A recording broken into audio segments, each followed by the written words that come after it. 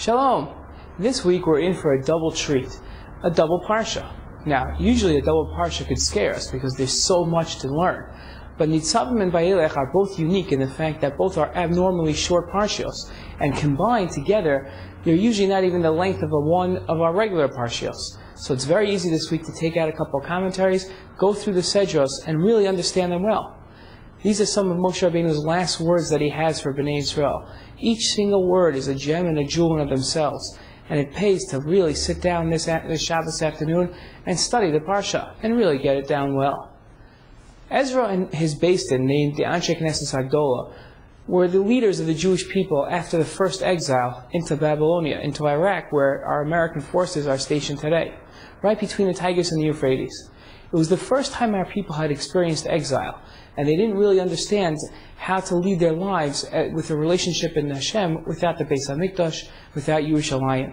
And the Anshe Knesset Hagdola, Ezra and his Beis Din, instituted a number of laws that are really commonplace for us today, but then were extremely novel. For instance, where we're standing today, in a Beit Knesset, in a shul, there was no such thing before. Before there was a Beis HaMikdash. For the first time, Bnei Yisrael has a shul.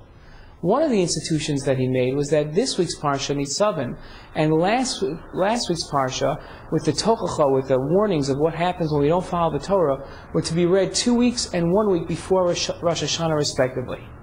What was the rationale behind that idea? The Tochacha is a warning.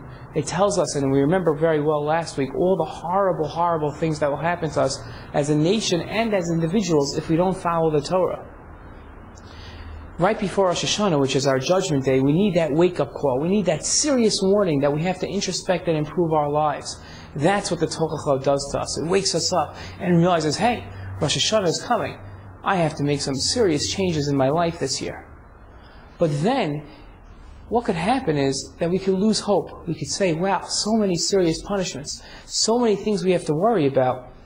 I'm not so sure I could keep this Torah. Maybe I'll just give it all up.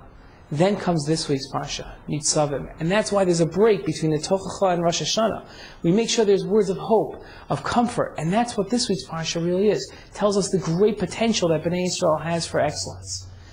Right before Rosh Hashanah, we get two serious messages. One, the warnings, what could happen to us if we don't keep the Torah.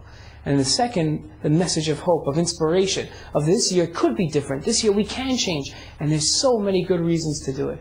So this week when we're reading Nitzavim and Vayelech, see the message of hope. Take last week's dire warnings, use them, but then recognize the potential that we have. That we're not going to fall short of our potential, and we can really strive to be the best Jews we can be, and develop that incredible relationship with our Creator that each and every one of us has the potential to do. Have a potentialized Shabbos.